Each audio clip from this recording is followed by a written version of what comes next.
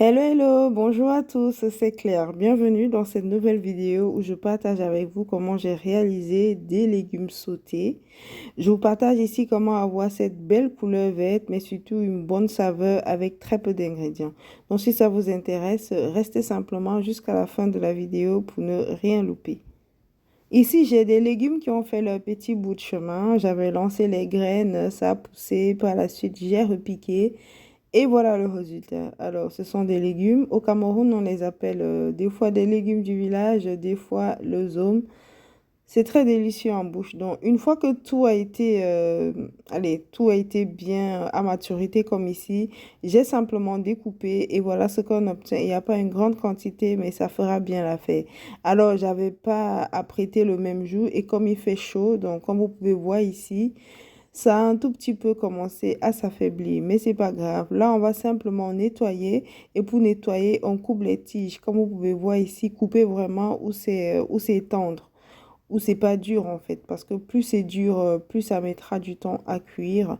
Donc, une fois qu'on a apprêté toutes nos feuilles, on va simplement les découper comme ici. Il n'y a pas besoin de laver les feuilles avant de les découper. On peut simplement les découper comme ici. Et par la suite, on va laver à une très grande eau, une ou deux eaux, vraiment pour s'assurer allez, que c'est tout propre. Vous pouvez directement découper à la planche ou à la main comme moi ici. Bah, l'essentiel, c'est de découper vos légumes. Et voilà la quantité qu'on obtient. C'est pas beaucoup, mais bon, voilà. On va s'en servir ici. On va mettre de l'eau pour bien laver. Vous pouvez laver à deux eaux, autant pour moi. Et en parallèle, on va mettre de l'eau à bouillir. Il est important de faire bouillir l'eau avant de rajouter vos légumes. Ça vous permet de garder une couleur bien verte. Et ça permet également que les légumes cuisent assez vite. J'ai été surprise de la rapidité de la cuisson parce que de mémoire, je sais qu'au pays, on les faisait cuire pendant longtemps et au final, on n'avait pas une très belle couleur. Donc, pour avoir cette belle couleur, faites bien chauffer votre eau avant de cuisson. Allez, vous pouvez rajouter du sel gemme, par exemple, dans l'eau. Mais moi, ici, j'ai opté simplement pour du sel. Une toute petite quantité de sel et j'ai couvert, pas complètement, j'ai couvert environ trois quarts pour éviter que l'eau ne déborde et tout. Et je pense sincèrement que tout cela a joué pour la belle couleur qu'on obtient à la fin. Alors, pendant qu'on laisse nos légumes cuits, on va profiter pour apprêter le complément ici.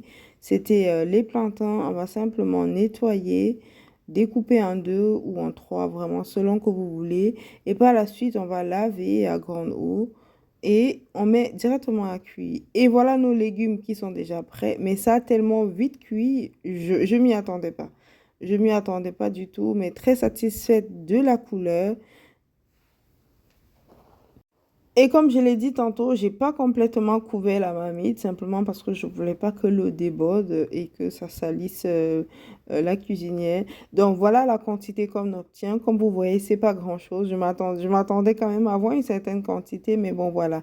Et pour accompagner tout cela, j'ai apprêté oignons, ail, piment, crevettes fraîches, crevettes séchées, comme vous pouvez voir ici et du poivre. On va mettre un tout petit peu du poivre pour donner beaucoup plus de goût. Là, j'ai directement mis une casserole au feu à chauffer. J'ai lancé un tout petit peu d'ail, une partie, pas la totalité. Je rajoute mes oignons que je vais faire vraiment, je vais faire revenir jusqu'à ce qu'il y ait plus d'eau. Et par la suite, je rajoute directement les tomates. Et pareil, on va laisser quelques minutes le temps de faire sécher un tout petit peu l'eau qu'il y a dans la tomate. Et j'y rajoute directement le piment, les crevettes. Je vais saler un tout petit peu. Il y a déjà un peu de sel dans les légumes, donc il faut faire attention. Je vais saler et passer quelques tours de moulin de poivre. Il faut vraiment pas grand-chose, hein. Bon, vu qu'ici déjà on a une petite quantité de légumes, donc vraiment juste ce qu'il faut, deux, trois tours de moulin.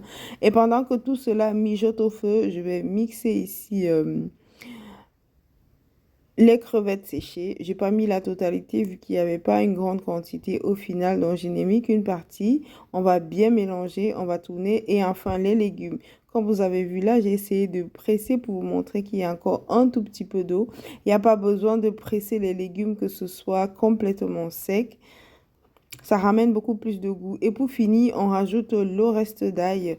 On a déjà tout mélangé là. La question ici est de vraiment le mélange de saveurs, quoi.